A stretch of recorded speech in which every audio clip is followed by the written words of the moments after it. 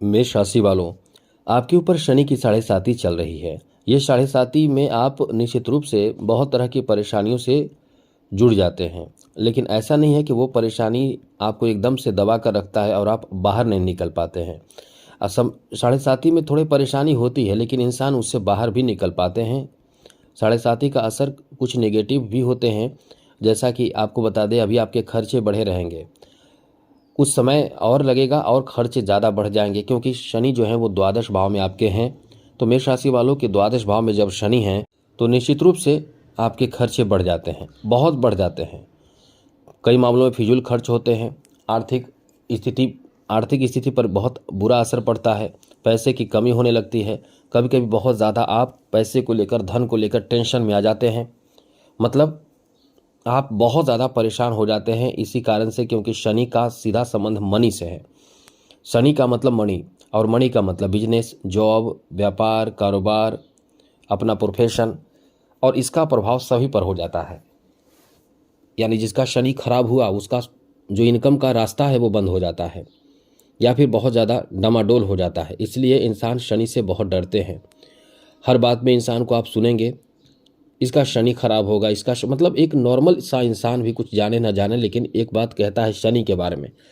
इसलिए हम आपको ये बताना चाहते हैं कि अभी जो आपका समय रहने वाला है, यानी एक बेहतर समय है, लेकिन मतलब थोड़े परेशानी भी देता है शनि की साढ़े साती। लेकिन ऐसे समय में सबसे बड़ी बात आपको बता दें, बहुत ज़रूरी बात, कि साढ़े साती में आप इंसान को परख पाते हैं, क्योंकि जब आपके पास बुरा समय आता है तो बुरे समय में इंसान जो बहुत ज़्यादा आपके नज़दीक रहता है, वो जो पहले से कहता रहता है कि हम आपके साथ हैं, हम आपके दुख में साथ हैं, ऐसे कहने वाले इंसान साढ़े साती में परख जाते हैं कि वो इंसान कौन है जो आपके बहुत करीब है, आपकी परेशानी में साथ देता है। इसलिए साढ़े साती इंसान की परख करा देता है।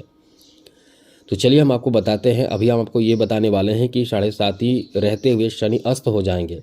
जब शनि अस्त हो जाएंगे तो शनि का प्रभाव भी कम हो जाएगा, तो निगेटिव प्रभाव कम हो जाएगा। जैसे आप बहुत ज़्यादा खर्चों को लेकर परेशान हैं, किस्मत का भी कई कई जगह पे साथ नहीं मिल पा रहा है, स्वास्थ्य भी आपका प्रभावित करने वाला स्थिति बना हुआ है, तो इन सब चीज़ों से आपको राहत मिल जाएगा। अब राहत मिलेगा तो कई मामलों में फ़ायदा भी होगा। तो फ़ायदा कहाँ मिलेगा हम आपको विस्तार से बताते हैं, लेकिन उससे पहले मेरा आपसे छोटा सा अनुरोध है, छोटा सा निवेदन है। यदि आप चाहते हैं कि डेली राशिफल, नई नई जानकारी आपको मिलता रहे, तो आप एक काम करें, वीडियो के नीचे सब्सक्राइब लिखा बटन को दबा दें, घंटी वाला ऑल बटन को भी ज़रूर दबा दें, और आप हमेशा लाइक करते हैं, लाइक भी कर दीजिएगा। मेष राशि वालों के लिए बता दें, शनि जो है अस्त हो जाएंगे 13 मार्च को, और 22 अप्रैल को उदय होंगे। शनि जब उदय होंगे तो इसके कारण आपके राशि पर बहुत अच्छा असर पड़ेगा। मतलब अस्त होंगे तो उदय तक क्या असर पड़ेगा, तो सबसे बड़ी बात मित्रों इस समय यह है कि अब किस्मत का बहुत अधिक साथ मिलेगा। वैसा नहीं है कि किस्मत का साथ शनि की साढ़े साती में आपको नहीं मिलेगा, थोड़े संघर्ष करना पड़ जाता है। अब आपके ऊपर जो है कोई ऐसा काम आपका बनेगा, खास करके बिजनेस में, व्यापार में, कारोबार में, कि आपको उसमें बहुत बड़ा फ़ायदा मिल सकता है, कोई बहुत बड़ा कॉन्ट्रैक्ट मिल जाए। क्योंकि आप बहुत लकी राशि ऐसे भी इस समय है, क्योंकि आपके लाभ के घर में खुद अब राहु बैठा है। ये बहुत पावरफुल ग्रह माना जाता है, ये खुद बैठा है। साथ ही साथ अभी आपके राशि में 2 दिनों तक सूर्य भी रहने वाले हैं, साथ ही साथ और भी ग्रह जैसे कि मंगल भी हैं। तो अपना तो बाद में स्थान बदलेंगे, लेकिन ये 40 दिनों तक जो मुख्य रूप से आपको साथ देंगे, वो गजब का लाभ आपको, अचानक से कोई बहुत बड़ा काम आपका बन जाएगा, कोई बहुत महत्वपूर्ण कार्य बनेगा।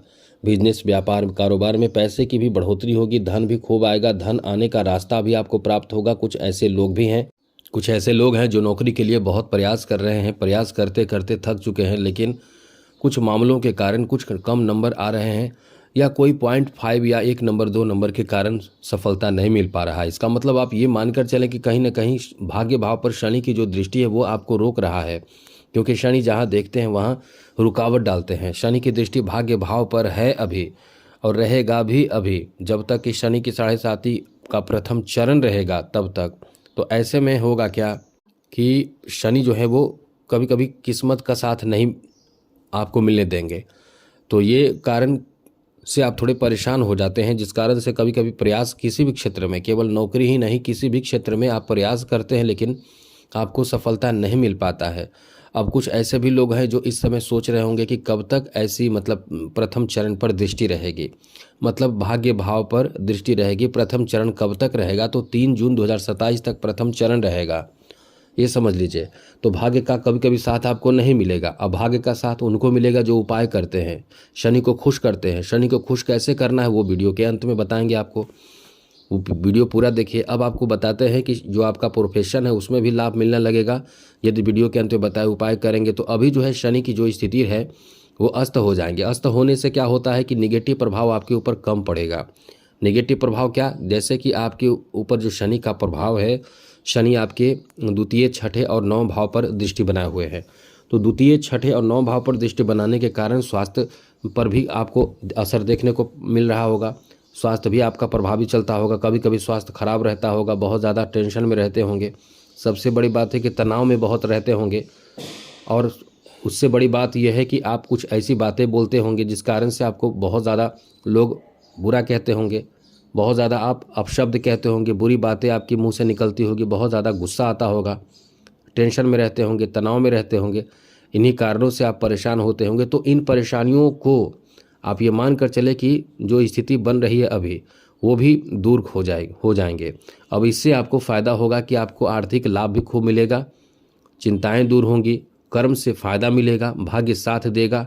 तो जो काम करेंगे उसमें आपको लाभ मिलेगा। सबसे बड़ी बात, शनि का संबंध मनी से है और शनि आपके द्वादश भाव में बैठे हैं तो खर्च भी कम होगा, पैसे का फ्लो बढ़ जाएगा, पैसे तेज़ गति से आने लगेंगे।